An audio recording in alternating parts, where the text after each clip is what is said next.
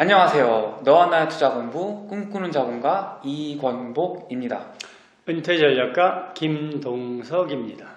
오늘은 은퇴전략가 김동석 작가님과 함께 우리가 지난 시간에 20년 전으로 타임머신을 타고 가면 무엇을 할 것인가에 대해서 이야기했는데, 사실 우리가 과거로 돌아갈 수는 없잖아요. 그래서 앞으로 올 20년 후를 우리가 어떻게 준비해야 되는지, 우리가 타임머신을 타고 20년 후로 갔다고 가정하고 한번 이야기를 나눠보도록 하겠습니다. 정말로 그럴 수 있는 세상이 왔으면 좋겠어요. 너무나 즐겁지 않을까요? 우리가 20년을 뿅 갔다 다시 온다면 얼마나 좋겠어요. 저랑 로또 사겠습니다. 제가 보기에는 이쁜 여자를 찾아야 할 것 같은데. 네. 그래서 오늘은 김동석 은퇴전략가 작가님과 함께 우리가 이제 지금 20대, 30대, 40대 분들, 이분들이 앞으로 20년을 어떻게 준비하면은 2039년이 되겠죠? 네. 2039년에 행복한 은퇴, 행복한 노후를 보낼 수 있는지에 대해서 한번 말씀을 들어보도록 하겠습니다. 근데 있죠? 네. 꿈꾸는 자본가님이 지금 20대, 30대, 40대 얘기했잖아요. 그런데 지금 이 영상을 보고 계시는 우리 50대 분들, 또 60대 분들이 살짝 불편해할 수도 있어요. 저는 그분들 관점도 조금 담아보도록 하겠습니다. 알겠습니다. 자, 그러면 우리가 20년 후다. 네. 그러면 몇 년도인가요? 2039년이 되죠? 여러분들은 2039년도 그러면 어떤 생각이 들지는 모르겠는데, 우리가 은퇴 전략을 세우고 은퇴를 준비한다는 관점에서 가장 중요한 게 뭐죠? 뭐 돈 아닐까요? 그러죠. 네. 돈이죠. 특히 이제 그거 우리가 뭐 돈 이렇게 하면 좀 넓은 범위로 얘기하면 뭐 경제, 좀 좁히면 재테크 그러잖아요. 그렇죠. 예. 그러면 그럴 때 가장 중요한 게 뭘까? 그러니까 어떻게 보면 우리가 대한민국이 어떻게 변화되는지를 알아서 거기에 따라서 우리가 재테크라는 걸 해야 되잖아요. 네, 그러면 어떻게 알 수가 있느냐, 이런 게 되게 중요하잖아요. 네. 그래서 오늘은 2020년 후를 대한민국은 어떻게 끌고 가려고 청사진을 대한민국이 나타내는 게 있거든요. 네네. 그거를 기준으로 했을 때 과연 우리는 20년 후를 어떻게 준비하는 게 가장 좋을까, 이런 관점을 좀 하나하나 짚어가면서 제가 칠판에다 좀 약간 판서를 해가면서 해주는 게 아마 지금 이 영상을 보고 계신 20대, 30대, 40대 분들의 20년 후를 준비하는데 도움이 되지 않을까 싶습니다. 네, 저희가 이전 영상에서 2019년으로부터 20년 전으로 돌아가면은 맞아요. 이제 작가님께서 나는 이제 부동산, 그렇죠. 특히 이제 땅에 투자해서 뭐 맞습니다. 은퇴를 더 풍요롭게 보내고 싶겠다고 말씀하셨는데, 그리고 20년 후에도 여전히 땅이 답이라고, 땅이나 뭐 부동산 이런 것들이 최선의 선택을 생각하시나요? 그건 이제 제가 타임머신을 타고 한번 가봐야 되겠는데, 그거는 정부가 발표한 자료 안에 지금 우리 꿈꾸는 자본가님이 말씀하시는 답이 있지 않을까 싶습니다. 그러니까 정부에서 매년 이제 개발 계획 같은 걸 세워서 우리나라 국토를 어떻게 발전시키겠다라는 걸 발표하고 있는 거죠? 네, 그러니까 그게 이제 매년은 아니고 20년 주기로 딱 발표하고, 그러니까 꿈꾸는 자본가님이 정확히 짚은 거예요. 20년 전으로 갔다 20년 후. 이게 정부가 우리나라 국토 종합 개발 계획을 20년 주기로 개발을 하고 있거든요. 그럼 그게 이제 올해가 발표가 났나요? 날 건가요? 올해 11월에 제5차 국토 종합 개발 계획이 20년짜리가, 그러니까 F도 20년짜리를 정부에서 발표하게 될 겁니다. 그럼 11월에 발표가 나면은 당연히 또 우리가 다뤄줘야죠, 당연히. 알겠습니다. 당연히 한번 다뤄줘야죠. 구독 눌러주시고요.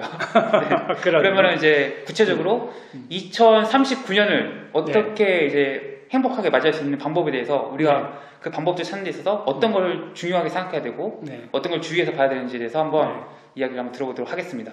좋습니다.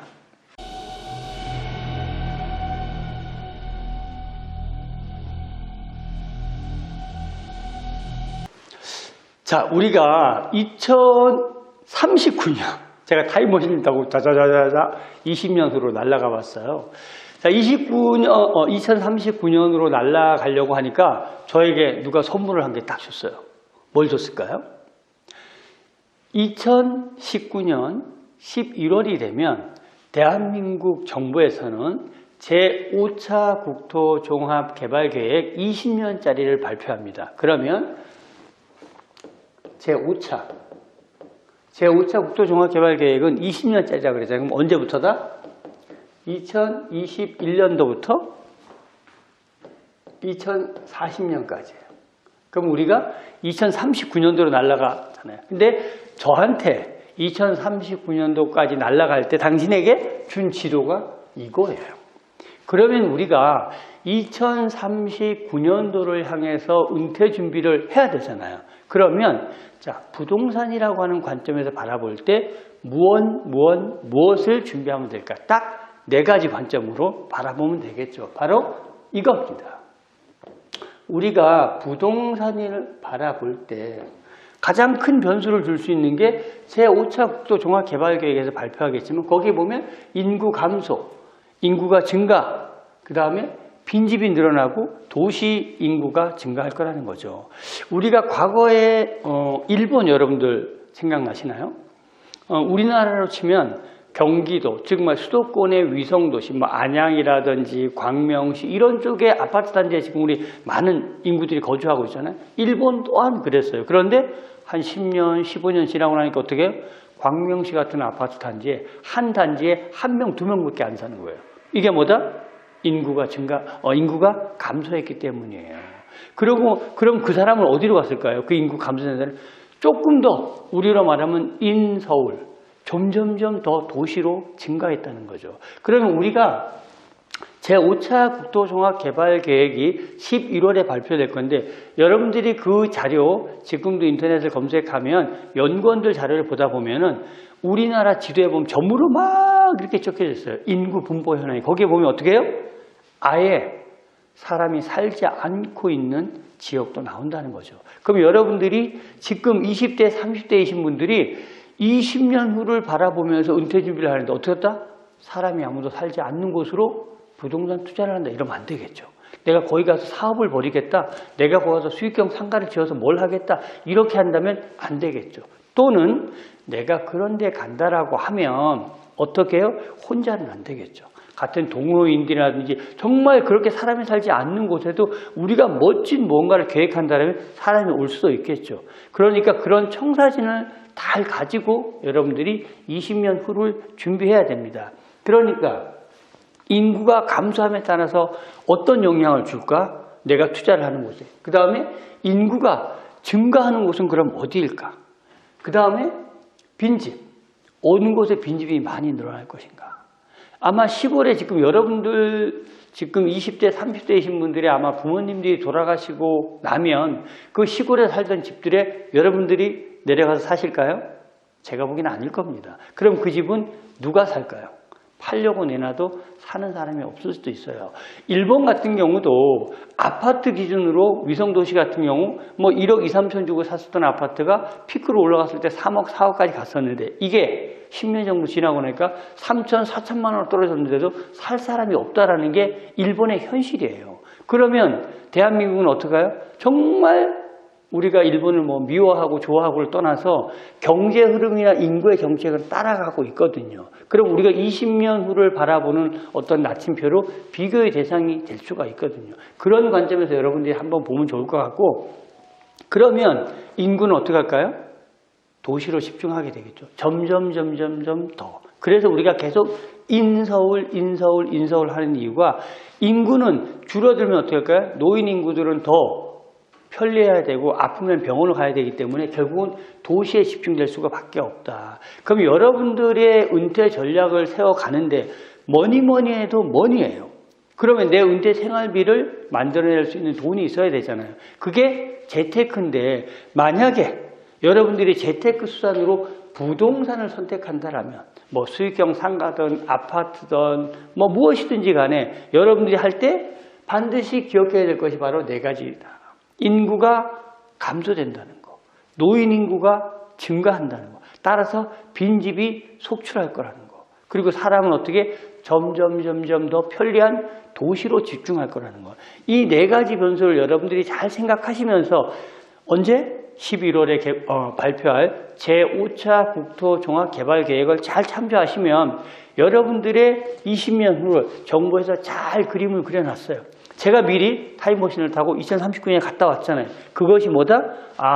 역시 대한민국 정부에서 20년 후를 그려놓은 그 제5차 국토종합개발계획대로 되어 있더라라는 걸 제가 확인하고 온 거예요. 그러니까 여러분들이 어떻게 하실 때 반드시 뭐니 해도 내 노후의 은퇴 생활비를 준비해야 되는데 그것을 준비하려고 할 때 이 네 가지를 반드시 참조해서 여러분들의 은퇴 전략으로 가져가신다면 정말 도움이 될 것 같습니다. 제가 설명드린 이게 짧고 간결하지만 여러분들이 반드시 주목해야 될 네 가지 핵심 꼭 기억해 주시면 좋을 것 같습니다. 네, 그 작가님 말씀 잘 들었는데요. 네. 결국 우리나라 사람들이 가장 이제 믿을 수 있고 안전하고 수익성이 높다고 생각하는 이제 투자 자산 중 하나가 부동산이잖아요. 그렇죠. 이제 그 부동산을 이제 작가님도 최고의 수단 중 하나라고 생각을 하시는 거고, 그렇죠. 그 투자를 할 때 네. 뭐 어떤 상품을 하는지는 이제 본인이 선택의 몫이지만 맞죠. 네. 앞으로 20년 후는 지금까지 우리가 살아온 20년간 완전 다른 세계잖아요. 그럼요. 그래서 네 가지를 말씀해 주셨어요. 네. 그죠?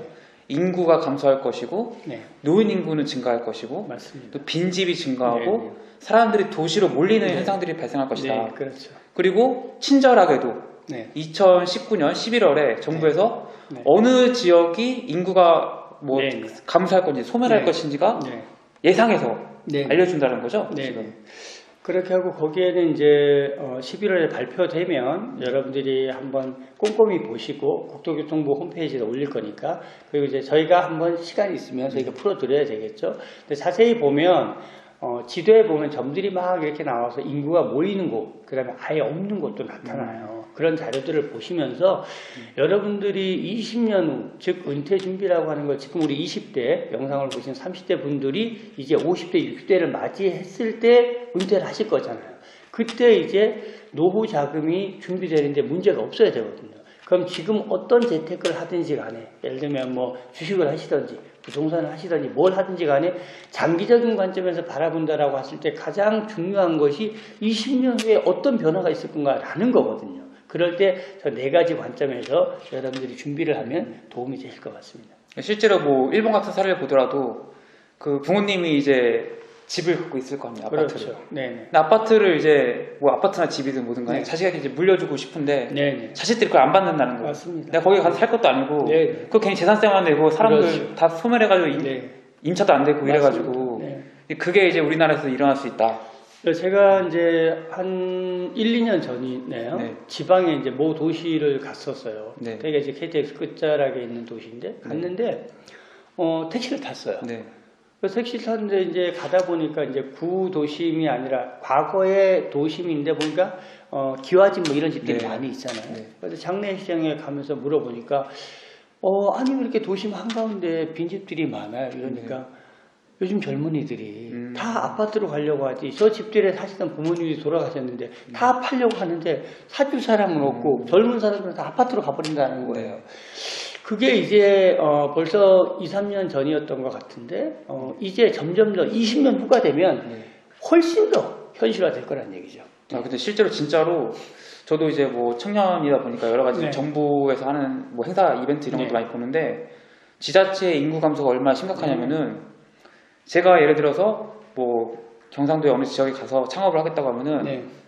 그 제가 같이 일할 사람이 있을 거 아닙니까? 네네. 그 사람 수대로 맞춰서 2천만 원씩을 맞습니다. 그냥 줍니다. 네네. 거기 가서 창업해서 네. 뭐 결혼해서 네. 거기가 살라고 맞아요. 지자체에서 이제 인구가 좀 줄어드니까 네. 그냥 위기감을 느끼고 있는 게 보이더라고요.